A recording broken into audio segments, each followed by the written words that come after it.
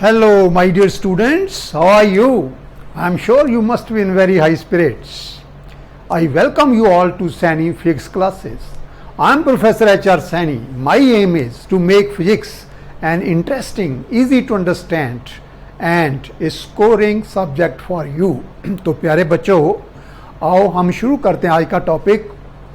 और आज का टॉपिक जो है वो चैप्टर नंबर 4 मूविंग चार्जेस और मैग्नेटिज्म का टॉपिक है applications of Ampere circular law. ये चैप्टर 4 का है लेक्चर नंबर 10 और applications of Ampere circular law का है video number 2।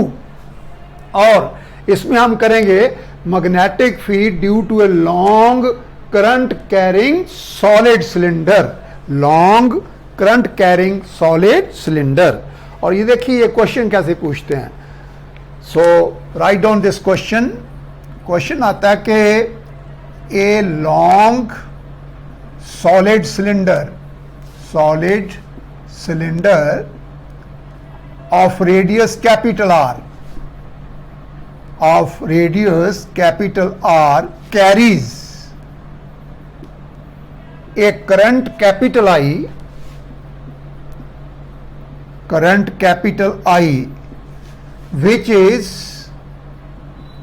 uniformly distributed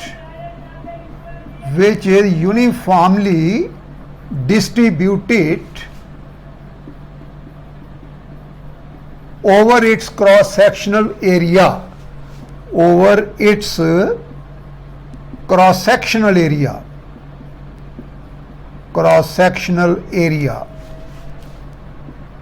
Find the magnetic field induction.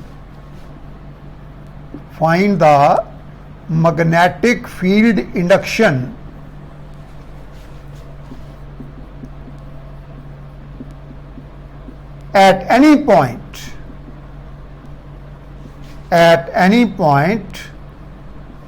number 1, inside, number 2, outside it, number 2 outside it. So that is the question. A long solid cylinder of radius capital R carries a current I which is uniformly distributed over its cross sectional area. Find the magnetic field induction at any point, number 1 inside and number 2 outside it.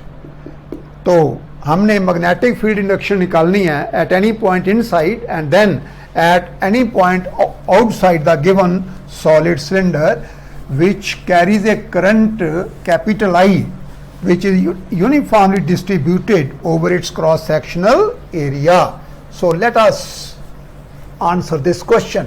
Very important question.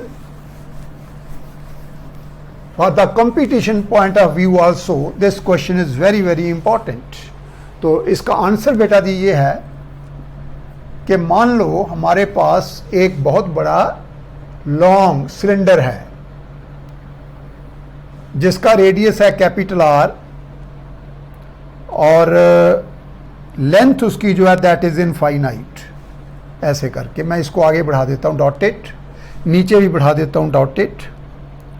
ये dotted बढ़ाने का मतलब कि इसकी length बहुत ज़्यादा है। That means you can से कि ये भी इन्फिनिटी पे इसका एंड, ये भी इन्फिनिटी पे, ये भी इन्फिनिटी पे और ये भी इन्फिनिटी पे। अब इसमें से करंट फ्लो कर रहा है, ये इसकी क्रॉस सेक्शन है। तो current is uniformly distributed over it's cross sectional area. That means यहाँ पे ये मैं करंट की डायरेक्शन ऐसे बना रहा हूँ। It is perpendicular to the plane of the cylinder in the outward direction. तो ये मैं ऐसे 2-3 एरो इस सब बनाता हूँ at equal distances। और डिस्टेंस इक्वल रखने का मतलब कि distribution of current is uniform on it's 2 sides.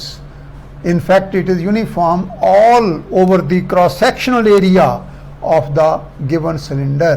तो ये टोटल करंट जो फ्लो कर रहा है that is capital I, total current, और it is flowing through whole of the solid cylinder.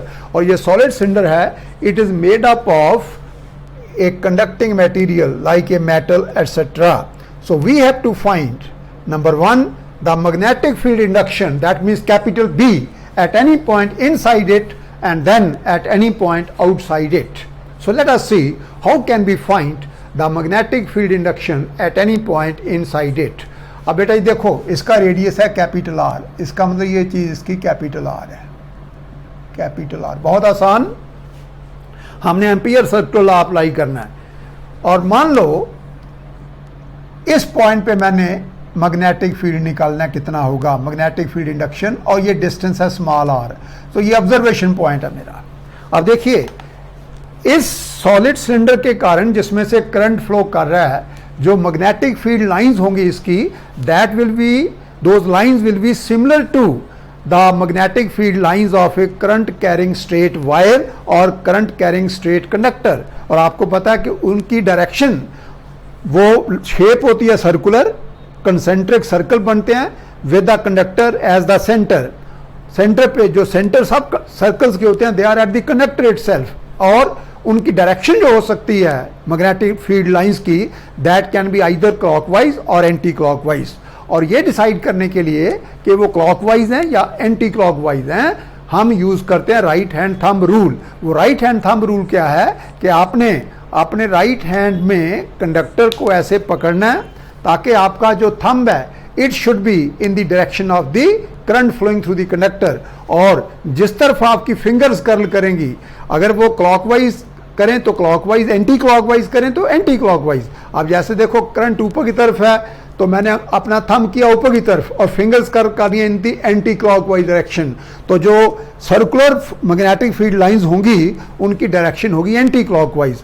और अगर करंट हो नीचे की तरफ, तो अब मुझे अपना थंब जो है वो रखना पड़ेगा इन दी वर्टिकली डाउनवर्ड डायरेक्शन। तो फिर आप देख सकते हैं कि the fingers curl in the clockwise direction, तो मैग्नेटिक फील्ड लाइंस की डायरेक्शन होगी क्लॉकवाइज। और यहाँ पे करंट क्योंकि ऊपर की तरफ है, तो जो मैग्नेटिक फील्ड लाइंस होंगी दे विल बी सर्कुलर और उनकी डायरेक्शन होगी क्लॉकवाइज। तो यहाँ से एक मैं circular magnetic line, field line draw करता हूँ ऐसे करके, और इसकी डायरेक्शन होगी एंटी क्लॉकवाइज, जैसे कि मैंने आपको बताया। ये देखो बेटा, ये एक मैग्नेटिक फील्ड लाइन है और इसके किसी भी पॉइंट पे जो मैग्नेटिक फील्ड की डायरेक्शन होगी, that will be along the tangent to this line, circular line. अगर इस पॉइंट पे, ये जो मान लो पॉइंट पी है, ऑब्जर्वेशन पॉइंट, यहाँ पे डायरेक्शन देखनी है मैग्नेटिक फील्ड की, तो वो इस तरफ होगी अलोंग द टेंजेंट। अगर इस पॉइंट पे देखनी है तो ऐसे होगी अलोंग द टेंजेंट। और डायरेक्शन जो लेनी है वो, क्योंकि ये एंटी क्लॉकवाइज है, तो ये ऐसे डायरेक्शन ऐसे ऐसे आती जाएगी, ऐसे ऐसे ऐसे ऐसे डायरेक्शन आएगी इसकी। अभी तक मैंने एम्पीरियन जो लूप है उसकी बात नहीं करी मैंने, ना मैंने अभी एम्पियर्स लॉ यूज किया है। अभी मैं आपको सिर्फ बता रहा हूं कि ये जो long solid current carrying cylinder है, इसके कारण जो मैग्नेटिक फील्ड लाइंस होंगी उनकी शेप होगी सर्कुलर और डायरेक्शन होगी anti clockwise in accordance with right hand thumb rule. तो ये अब देखो, मैं लेता हूं इसका टॉप व्यू, यानी कि I see this from the top. तो उसके लिए मैं ऐसे फिगर बनाता हूं।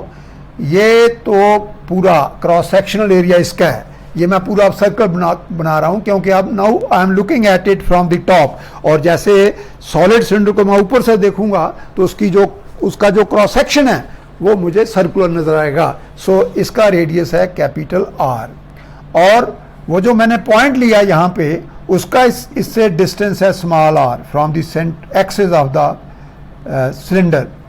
तो ये डिस्टेंस है स्मॉल आर और ये टोटल डिस्टेंस है कैपिटल आर।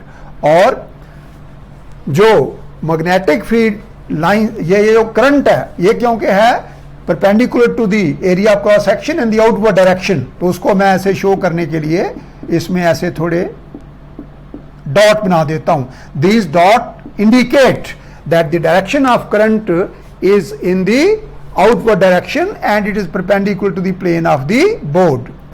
अब मैंने चूज करना है एम्पीरियन लूप, और वो मैं अपनी मर्जी से चूज कर सकता हूं। और हम ऐसे चूज करते हैं, जैसे इलेक्ट्रोस्टैटिक में गॉसेस थ्योरम को अप्लाई करने के लिए हम गॉसियन सरफेस यूज करते हैं अकॉर्डिंग टू आवर कन्वीनियंस। तो इसी तरह यहाँ पे अकॉर्डिंग टू आवर कन्वीनियंस हम एम्पियर लूप भी बोल देते हैं, एम्पीरियन लूप भी बोल देते हैं, उसको मैं चूज करूंगा, तो मैं वो यही लाइन जो मैग्नेटिक फील्ड लाइन है इसको ही चूज कर लेता हूं। तो इसका मतलब क्या हुआ कि ये जो ऑब्जर्वेशन पॉइंट है, इस पॉइंट पे जो मैग्नेटिक फील्ड की डायरेक्शन है वो ऐसे है बी, और अगर यही एम्पीरियन लूप भी है और डायरेक्शन भी मैं उसकी वही लेता हूं जो मैग्नेटिक फील्ड लाइन की है, एम्पीरियन लूप, ये वही ले लिया मैंने मैग्नेटिक फील्ड लाइन को, और डायरेक्शन में एम्पीरियन लूप की क्लॉकवाइज भी ले सकता हूं, एंटी क्लॉकवाइज भी। हाँ, उससे क्या फर्क पड़ेगा कि ये करंट जो बाहर आ रहा है उसको पॉजिटिव लेना है या नेगेटिव लेना है, वो फर्क पड़ता है, अदरवाइज कोई फर्क नहीं, हम जैसे मर्जी ले सकते हैं। और फिर अपनी आसानी के लिए हम एम्पीरियन लूप की डायरेक्शन भी ले लेते हैं इन दी एंटी क्लॉकवाइज डायरेक्शन। उसका फायदा हमें ये होगा कि यहां पे जो लाइन सेगमेंट लेंगे हम, लाइन सेगमेंट होता है tangential to the Amperian loop. अब देखिए यही मैग्नेटिक फील्ड लाइन है, यही एम्पीरियन लूप है, तो B vector is also tangential to this और dl vector is also tangential to this. हाँ, अगर मैं एम्पीरियन लूप क्लॉकवाइज ले लेता तो फिर डीएल वेक्टर इस तरफ आता नीचे की तरफ, तो angle between B and DL होता 180 डिग्री। लेकिन इस केस में अगर मैं डायरेक्शन एम्पीरियन लूप की वही लेता हूं जो मैग्नेटिक फील्ड लाइन की है, तो angle between B vector and DL vector is 0 degree. अब मान लो यहां पे मैग्नेटिक फील्ड है बी, जैसे कि मैंने लिखा है। अब मैं यूज कर रहा हूं एम्पियर सर्कुलर लॉ, तो मैं लिखूंगा according two ampere circular law, amperes circular law. इसको बेटा जी मैं अंडरलाइन करूंगा ताकि एग्जामिनर को पता चले कि ये बच्चा जो है ये एम्पियर सर्कुलर लॉ को यूज कर रहा है। Ampere circular law we have line integral of B, यानी कि B dot D L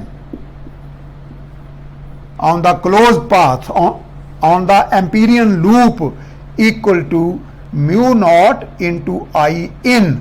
I in means current contained in this, you can say circle, जिसका रेडियस कितना है स्मॉल r। अब देखिए टोटल करंट है कैपिटल I, और ये जो सिलेंडर है इसका रेडियस है कैपिटल R, तो इसका एरिया क्रॉस सेक्शन हो गया पाई कैपिटल R स्क्वायर, और करंट क्योंकि यूनिफॉर्मली डिस्ट्रीब्यूटेड है तो ये जो आ जाएगा equal to mu naught into I in आ जाएगा current density into area of the Amperian loop, और ये बेटा ये आ गया current density, you know is current over area I over pi capital R square, क्योंकि ये जो करंट है क्वेश्चन में दे रखा है कि the current is uniformly distributed over the cross sectional area of the given solid cylinder, और multiplied by what is the area of the Amperian loop, इसका रेडियस है स्मॉल r, तो इसका एरिया हो गया pi r square. This pi goes with this pi and this is equal to mu naught I over capital R square into बेटा ये आ जाएगा small r square. What is that is equal to I in, तो हमने आई इन की ये value निकाल ली। अब लेफ्ट साइड पे देखो, यहां पे आ जाएगा, और you can say that B D L cos 0 degree. Cos 0 degree क्यों? Because the angle between B vector and D L vector is 0 degree equal to mu naught into I over R square into small r square, और you can say यहां पे sign of integration ऐसे करके। अब देखो b क्योंकि uniform है constant है तो ये आ जाएगा बाहर, और cos 0 डिग्री इज 1, तो यहां पे बचा dl, और ये ऐसे करके इंटीग्रल आ गया, तो ये आ गया mu naught I over capital R square into small r square. और यू कैन से दैट ये जो इंटीग्रल आएगा बेटा जी, ये मैंने छोटे छोटे लाइन एलिमेंट लिए ऐसे करके all along the circumference of the Amperian loop, और जब उन छोटे छोटे लाइन एलिमेंट्स को हमने ऐड किया तो वो टोटल सर्कमफ्रेंस बन जाएगी एम्पीरियन लूप की। सो और you can say that B, और ये इंटीग्रल आ गया 2 पाई r, क्योंकि circumference of Amperian loop is 2 pi r equal to mu naught I divided by r square, और multiplied by small R square. और you can say that हमने value निकालनी है बी की, एक आर कट के यहाँ सिर्फ एक आर रह गया और ये 2 पाई चला गया नीचे, तो बी आ गया equal to mu naught I over 2 pi R square into small R. So capital B equal to mu naught I over 2 pi r square into capital R. तो let us call this as equation number 1. So that is the magnetic field. हाँ बेटा, ये एक चीज मैं आपको बताना चाहता हूँ यहाँ पे, क्योंकि ये जो पॉइंट है ना, it lies inside the solid cylinder. तो यहाँ पे ना हमें म्यू की जगह लेना चाहिए म्यू। क्या लेना चाहिए? Mu, because mu naught is the absolute permeability of free space that is vacuum. लेकिन क्योंकि ये पॉइंट जो है it is inside the solid cylinder, और जो सॉलिड सिलेंडर है वो किसी मेटल का बना हुआ है, कंडक्टिंग मटेरियल का बना है, तो उसकी परमिएबिलिटी जो है वो वैक्यूम के बराबर नहीं होगी। तो इसलिए हमें यहाँ पे लेना चाहिए mu. And you know that mu R relative permeability होती है mu over mu naught, and therefore mu can be written as mu naught into mu R. तो यहाँ पे मैं म्यू भी लिख सकता हूँ इसकी जगह पे, या मैं लिख सकता हूँ mu naught into mu R, where mu naught is the absolute permeability of free space that is vacuum, and mu R is the relative permeability of the material of the solid cylinder. लेकिन यहाँ पे मैंने for the sake of simplicity mu naught लिख लिया, but actually we should write it numerical में। अगर आपको mu R की वैल्यू दे रखी है, नहीं दे रखी तो फिर तो म्यू नॉट यूज करो, लेकिन अगर दे रखी है तो फिर आपने यहाँ ये यूज करना है। अब मैं एक स्पेशल केस लेता हूं। पहली चीज तो है कि इस केस में पर क्या पता चलता है, म्यू नॉट कांस्टेंट है, आई कांस्टेंट है, 2 पाई कांस्टेंट है, radius of this cylinder is constant. I constant क्यों? Because constant current is flowing through this, and therefore you can say, of course you can write that B directly proportional to I and B directly proportional to R. ये देखो R ऊपर है, I ऊपर है, लेकिन if we take I as constant, इसको हम constant ले लें, then B proportional to are. इसका मतलब जितना बी आर ज्यादा होगा, जितना ये point axis of the cylinder से ज्यादा होगा, दूर होगा, उतनी ही बी की वैल्यू ज्यादा होगी। और अगर आपको कोई ये पूछे कि इसका मतलब आर बढ़ने से बी इंक्रीज कर रहा है, तो अगर आपको ये कोई पूछ ले कि क्वालिटेटिवली आप इसको कैसे एक्सप्लेन कर सकते हैं कि आर बढ़ने से बी बढ़ता है, तो आपने क्या जवाब देना है? आपने कहना है देखो ज्यों ज्यों आर बढ़ेगा त्यों त्यों आई इन बढ़ता जाएगा, क्योंकि त्यों त्यों जो एरिया क्रॉस सेक्शन है इसका एम्पीरियन लूप का, that will go on increasing. इसका मतलब क्या हुआ कि जो करंट उसमें से फ्लो कर रहा है, total current through the Amperian loop, जिसको हम आई इन कहते हैं, that will go on increasing. और जितना आई इन बढ़ता जाएगा उतना ही बी की वैल्यू बढ़ती जाएगी। So if I take r equal to r, that means on the surface of this cylinder, ये distance कैपिटल r हो जाएगा, तो यहाँ मैं r की जगह कैपिटल r पुट कर दूंगा, तो b आ जाएगा equal to mu naught i over 2 pi r square into small r की जगह लिख दो कैपिटल r, एक r से एक r गया, तो ये बन गया mu naught i over 2 pi r, which is maximum. ये मैक्सिमम आ जाएगा, अभी मैं आपको बताऊंगा क्यों मैक्सिमम है, विच इज मैक्सिमम। और ये फार्मूला वही आ गया जो कि फार्मूला है for a long straight conductor carrying current, B equal to mu naught I upon 2 pi R. So that is the magnetic field at any point inside. Now we come to the magnetic field at any point outside. अब देखो बेटा जी, अगर point outside है तो suppose करो point मैं यहाँ पे लेता हूँ जिसका के एक्सेस से डिस्टेंस है स्मॉल आर, ये पी डैश पॉइंट है मान लो। अब जो मैं लूंगा एम्पीरियन लूप वो पी डैश से पास करेगा। सो अगर मैं टॉप व्यू बनाऊं इसका, तो ये तो हो गया सॉलिड सिलेंडर का क्रॉस सेक्शन जो कि सर्कुलर है, और इसका रेडियस है कैपिटल आर। मैंने जो पॉइंट लिया आउटसाइड का मतलब यहाँ पे मान लो पॉइंट लेता हूँ मैं, तो इसका डिस्टेंस है स्मॉल आर। ये जो डायरेक्शन है मैग्नेटिक फील्ड लाइन की वो तो ऐसे है, तो यहाँ पे जो मैग्नेटिक फील्ड होगा उसकी डायरेक्शन तो अलोंग दी टेंजेंट ही आएगी, और जो एम्पीरियन लूप बनेगा वो ऐसे करके, ये ऐसे, अब मैं ऐसे लूँगा एम्पीरियन लूप ऐसे करके, और यहाँ पे भी मैग्नेटिक फील्ड लाइन होगी, और क्योंकि बी यहाँ पे है उसकी डायरेक्शन भी एंटी क्लॉकवाइज होगी ऐसे करके लाइक दिस। तो यहाँ पे जो बी आएगा वो उसकी डायरेक्शन ऐसे होगी अलोंग दी टेंजेंट, अब मैं एम्पीरियल लूप भी इसी को चूज कर लेता हूं और उसकी डायरेक्शन भी मैं एंटी क्लॉकवाइज ले लेता हूं, तो जो डीएल वेक्टर आएगा, लाइन सेगमेंट वेक्टर, वो भी इस तरफ आ गया। So what is the angle between B vector and DL vector? 0 degree. बिल्कुल वैसे ही जैसे वहां पे था 0 डिग्री, ऐसे ही यहां पे भी एंगल 0 डिग्री। अब मान लो यहां पे मैग्नेटिक फील्ड है बी, जैसे कि मैंने यहां पे लिखा है। So according two ampere circular law, in line integral of B dot dl along the Amperian loop will be equal to mu naught into I in। अब बेटा ये देखो यहाँ पे मैं ऐसे करके ये जो पूरी क्रॉस सेक्शन है उसमें डॉट डॉट डॉट बना दूंगा, ताकि इसका ये मतलब है कि जो करंट है it is flowing perpendicular to the cross sectional area and is in the outward direction. अब देखिए ये सारा का सारा जो क्रॉस सेक्शन है इसका, ये वाला, ये इस एम्पीरियन लूप के अंदर आ गया।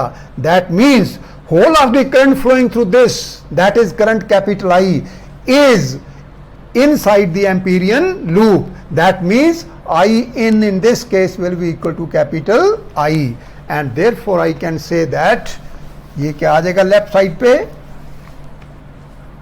Integral B D L cos 0 degree equal to mu naught into I, because I in equal to I.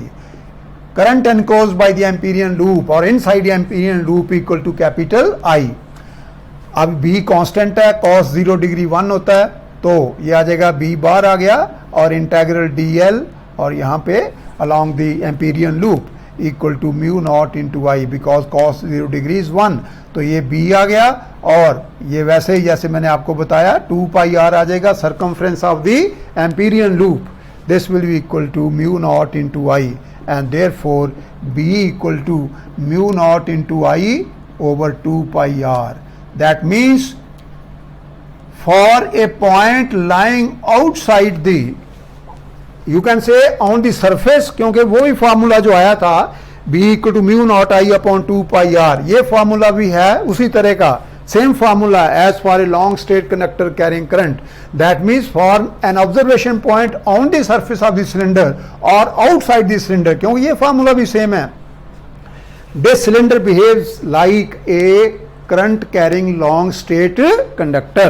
और इस formula से हमें क्या पता चलता है कि B is inversely proportional to I, B inversely proportional to R। जितना R ज्यादा होगा उतना B कम होगा, जितना R कम होगा उतना B ज्यादा होगा। और अगर आपको ये कोई पूछे कि क्वालिटेटिवली बताओ कि ये ऐसा क्यों होता है, तो आपने कहना है कि बाहर जितनी दूर मर्जी हम चले जाएं, जहां पे मर्जी ले लें पॉइंट, जो आई है उसकी वैल्यू जो है that will not change, because that is equal to total current flowing through the given solid cylinder. लेकिन इसका मतलब आई कांस्टेंट हो गया, म्यू नॉट भी कांस्टेंट है, 2 पाई भी कांस्टेंट है, तो ज्यों ज्यों आर बढ़ता जाएगा त्यों त्यों बी की वैल्यू कम होती जाएगी।